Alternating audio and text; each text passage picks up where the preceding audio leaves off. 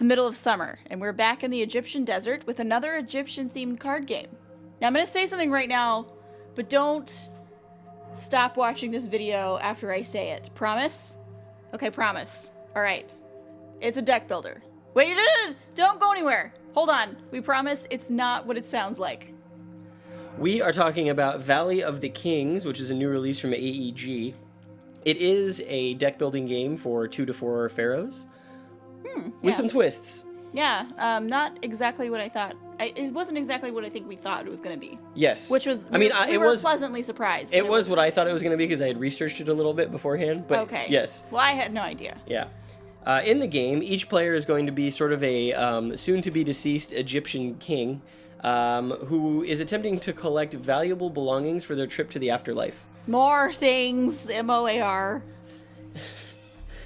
Each turn, you're going to be playing cards from your hand that you draw from your own personal deck, very standard deck builder thing. And you can play those cards for either their money value, which is used to buy new cards from the card offer, again, very standard deck building mechanic. Yep. Or to play them for their event. And each card has its own special power or event that it will do. Again, pretty standard for the deck building genre. But the third thing that you could do is actually entomb the card. Yes. And then that's actually how you get victory points in the game, is by the sets you have in your tomb at the end of the game. So when you entomb a card, you remove it permanently from your deck and your hand. So you can never use that ability or the cost or the money that it's worth. Yes, and you tuck it under your little tomb card that you get at the start of the game, and that card, permanently removed, it will score points for you once the game is over. Right. And you can do this with one card per turn for free. And there are other cards that have effects that allow you to entomb multiple cards on a turn and things like that. But the basic gist of the game is to buy new cards, get them into your deck, and then try and either use their ability or get them to your tomb as quickly as possible, essentially. The card offer in the middle of the table is shaped like a pyramid, which is like kind of quaint. I think it's cute. And every time you buy a card, you're only allowed to buy from the bottom row of the pyramid. And once you buy a card from the bottom row, the pyramid crumbles and cards from above it come falling into place. And then you'll refill the pyramid back up to its 5 cards at the end of your turn. Right. Which brings in a different level of strategy, I think, that I wasn't expecting. In that the way cards tumble, if you will, or choosing which cards to sacrifice at the end of your turn if you haven't bought one. Yeah, and so the deck is actually a prepared deck of cards that is going to make up this pyramid, and it's divided into 2 levels. About half the deck is level 2 cards, and those are cards that typically are cheaper and their abilities are less potent. And then there are cards in level 3, which are usually, they cost a lot more, but their abilities are really good, like giving you another entomb or allowing you to entomb cards, and they could be in your discard pile or things like that. Right. Each card type belongs to a different set, and there are multiple different sets in the game that are all different colors. So, for example, the yellow cards are all the amulets, and the red cards are the sarcophagi. And at the end of the game, you're going to score points equal to the number of cards in a set you've put in your tomb multiplied by itself. So, for example, if you have 3 cards in a set, let's say, at the end of the game, if there's 3 in your tomb, you'll multiply the number of cards you have by itself. So 3 times 3, that'll get you 9 points. Yep. And different sets have different numbers of cards in them. So, the statuettes, which are the blue cards, there's, I think, 7 of those. And there's 3 sarcophagi. So different sets of cards could potentially be worth more if you collect more of them. Mm-hmm. So there are all these different ways you can have sets work to your advantage, but there's also purple cards, and those are actually just worth VPs on their own. Yeah, so, like flat. Right, and so it doesn't matter how many purple cards you have, you count out the value of those cards on their own, which is another way you can get points. And the same goes for the 10 starting cards that you get, which by and large are basically garbage, and you want to get them out of your deck as quickly as possible. We're garbage end game. I don't know about very beginning. I mean, it's all you have, so they're each worth a point if you entomb them. Right, but some of the actions on the opening hand cards are pretty good. Once the pyramid has been completely emptied, the game is over, meaning that the deck that you start the game with that will be added to the pyramid is sort of the timer on the game. Right. And that represents how long the game is going to go. And that's basically it. And I know that sounds really simple and not really unlike anything you may have played, with Dominion or Ascension or Star Realms or any of the countless deck builders that are out there right now. Yeah. But I think what we've found is that the different synergies between the different cards and they're not really factions. I guess you could call them factions, but they're like the different sets that you can do are really interesting. And it often on your turn, I think you find that you struggle between doing the action, entombing it, or getting it for the cost of the card. I think a lot of thought has gone into the design of this game, into making it feel really unique, and it's succeeded. Yeah. The game feels unlike any other deck builder I've played, and a lot of that is because, well, it adds set collection, which is something that's a really interesting addition to the deck building sort of like formula. But there's also this, the way the cards are designed, there's always this constant trade-off of entombing cards and getting them out of your deck so you never see them again, but they also may have a useful ability that you want to use. And so you have to kind of like, it's a game about timing. You kind of got to get your engine rolling, but you don't want to let it roll too long so that you can't, you're not scrambling at the end of the game to put all those cards in your tomb, because you're not going to be able to get all of them. It's just a matter of fact, there's no way you're going to be able to entomb all the cards, and unless you have like very weak hands and stuff like that. So there's a big hand management element to it, which I think is a really interesting thing to add to a deck builder. Yeah, it's not just like get a bunch of cards and play them. Right. And there's just this whole other like layer of strategy involved with picking the right cards, seeing what your opponent has in their tomb, and making sure they don't get more of that same set, because the more they get, like, that's the higher, like, it exponentially grows.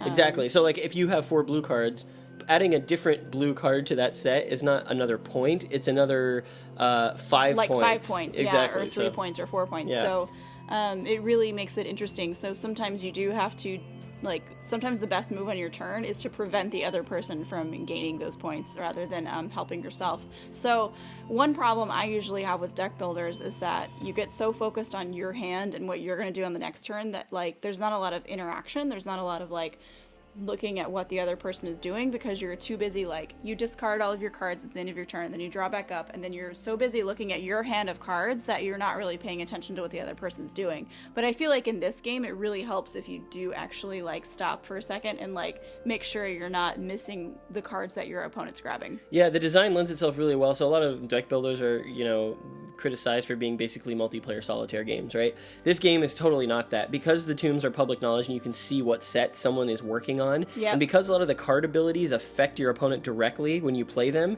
in addition to affecting you, there's a lot of like effects that you can use to harm your opponent, tactics you can employ to make sure they don't get the cards they need. And it really feels like a head-to-head game. Like, you really are engaging and interacting with them even when it's their turn, which is great. And we've only played the 2-player version. We've not played the, I think, in support of 4 players. Which I think that would bring in a whole new dynamic. But, sometimes I feel like when we play the 2-player version of games that are meant for 2 to 4 players, like, we kind of get the short end of the stick. But for this, like, I didn't feel that at all. I mean, I can't really compare it to anything, to be honest, but it really felt like it reminded me of the excitement I felt when I played Ascension for the first time. Which is really high praise, I think, from a deck builder. Absolutely. And like I just mentioned before, that it feels like the game has been designed really focused. Like, there was a really big intent on making the design feel different. Like, a part of the thing that you're talking about that helps, I think, is a lot of the cards, usually there's an upside and a downside for when you play them for an ability, so you really have to think through what you're doing. It's not just auto, put all my cards down, buy what's highest, go to the next thing. It's like, each turn you have things you need to think about, and hard decisions to think about. And there's a right way to play it. And usually there's, like, a little bit of, like, well, I just can't do that this turn, and I'm going to have to wait, and I really like that. I like that it's not, like, so cut and dry that you know exactly what you're going to do on your turn. It's interesting. I found that the most successful way to play this game is not to load up a deck full of just really good stuff, and no matter what you draw, you're going to be fine. In this game, you really need to trim the fat. Like, there are points in the game where I had literally 6 cards in my deck, and you draw a hand of 5. And so, like, you need to thin it and start thinning it immediately. Because otherwise you'll just get totally behind. Because you can entomb 1 card per turn no matter what. So, in a couple of the games that we've played, I think there were a couple of times where I just, like, killed off my stuff, like, as early as possible, because I mean that's your that's where your victory points are coming from. So it's just a totally different dynamic from, I think, what we've played previously. And a lot of the cards have, like, really amazing effects, and maybe you use them once in the game, but then then you entomb it. Once you get it back again, enough time has gone by that you really have to think about starting to put that stuff in your tomb and not seeing it again. Which is really interesting. Totally. The other thing I wanted to comment on was that the theme of the game ties really nicely to the mechanics, which is, like, really weird, but, like, in a game about hoarding wealth after your death, Like, it's really, I mean, it's almost perfect. The pyramid thing, like you said, is cute, but like it doesn't really add anything. But thematically, I think a lot of the mechanics in this game, Right. other than it being a deck builder, like are actually really thematically tied to sort of the Egyptian practice of burying the kings with stuff. But I do think, and I think we talked about this a little bit before, is I do like that it's built, the cards that are available to you to purchase, that I like that it's built in the way that it is, and that you can't just automatically get the card that comes out on top. Yeah. That there's this cascading effect. And then on your turn, if you don't purchase one of the cards in the middle, you have to sacrifice one, and that brings a whole nother like different decision that you have to make, because that's where it really comes into play with what your opponents are playing, I think. Yeah, which I absolutely. really like, because other like deck building games, like everything's just all available at once, and so you don't really have like a choice to make. But I really like this decision that it makes you make. On the components front, the card quality is really nice. It's fantastic. It's the cards aren't too thick and stiff, so they're really good to shuffle with, but they have a really nice linen finish to them. Mm-hmm. Which I wanted to make special point to say that they're really fun to handle. I just really like the card stock they use in this game. Mm-hmm. And the graphic design of the cards and the art is really nicely done as well. Yeah. The art is, it's not overbearing, but it's thematic and functional. And what I especially really like that the cards all have like flavor text that sort of like give you a little background about why these items from ancient Egypt are in the game and like what purpose they served historically, which is something I always appreciate. Right, but even with all that in there, another thing I really enjoy is how simple the cards are. Like, you're not overwhelmed by information, and they pack a lot of information on the cards, but in a way that doesn't make it overwhelming.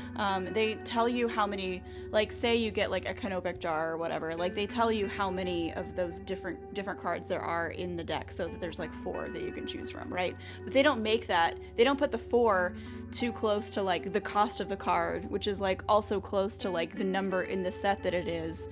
The colors are really different. Like, I just really like and appreciate that like I can look at my hand and very quickly assess my options, you know what I mean? And there are some deck builders and some card games that don't do that very well, and it can be like, whoa, like what is happening right now? Is there anything you don't like about this game? I think there's maybe one thing that I think is really nitpicky that I think maybe like I'm not a fan of, but I mean, and that is there's a little bit of sort of vagaries in certain places. One, in the rules, where like there's a very systematic way when you play cards, like they don't immediately go to your discard pile, and there's a lot of key effects that say do something to your discard pile, so you have to remember not to put cards you've played from your hand while it's still your turn in your discard pile until your turn is like at the very end. And that's a little like you have to remember that, and I found myself the first couple times we played this like not remembering that. And the other thing is there's a couple of cards with abilities that don't specify where those abilities take place. Whether it's the display or from your hand. And for instance, I think there's one specific card that says entomb a card costing 4 or less, and I think we weren't sure if that meant you could entomb one from your hand that cost 4 or less, or one from just the pyramid that cost 4 or less, and that would have implications, right, for the rest of the game. So that was a little confusing. Yeah. That's really my only like nitpicky gripe, is there's a few places where things are vague, but I think this is the same gripe, is that it's just the rules are a little bit vague in that when you can put your cards that you've used in your discard pile, because there are some abilities that say take the top card of your opponent's discard pile, or exchange this card with a card in your opponent's discard pile. And if you don't know like exactly when you're I feel like if you're playing with a lot of people who are like stickler for rules, then that could get a little confusing. So I'm just not really sure why that rule is in there. You know what I mean? Yeah. Like, I don't know. I couldn't really figure it out. I think it's probably to prevent abuse of certain mechanics that the game provides. True. This isn't like a knock against the game. But, No. But like, I really feel that like it is a deck builder, and the deck building market is like so crowded. Like, the deck builder genre of games is like what World War II first-person shooters were to video games in like the early 2000s. It's just like, oh, another one. Right. But I feel especially... Which is kind of disappointing, because I feel like, I think we had talked about this earlier, is that like we don't think people might not pick this up. Fear that it's like, especially, I mean, the cover art's nice and it's really cool, but like, it doesn't really scream I need to have that, and it's a shame, because I really think people should play this. Yeah, I really think they should. I was definitely pleasantly surprised. Yeah, one of my favorite YouTube reviewers, Marco Arnaudo, who you should go check out. His channel is Marco Wargamer. When he reviewed this game, he said, I believe he was, I will quote him or paraphrase at least, he said, "Wow, what a great game. And that's Yeah. exactly how I felt after I played this, or after we played this, was, wow, what a great game. I know, It just yeah. kind of sneaks up on you how amazing it is. And, it plays in about 45 minutes to an hour. It's really great 2 players. I think Yeah. probably the tactical level of the game is diluted a little bit with more than 2. Right. But we've only played it with 2, but it feels really... But it's really satisfying Yeah. for a 2-player.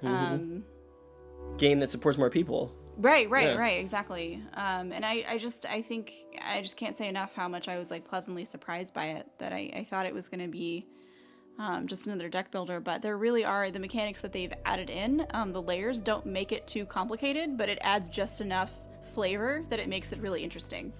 Yeah, it's cheap. It's really affordable. It's one of these AEG small box games that they've kind of been released one a month for the past several months. Bravo to them. They've Yeah. like released a lot of great 2-player games lately. This joins to me. This is up there with like Love Letter and Sail to India and what's the other game I'm thinking of? Cheaty Mages, as like really fast, really fun, really quality design.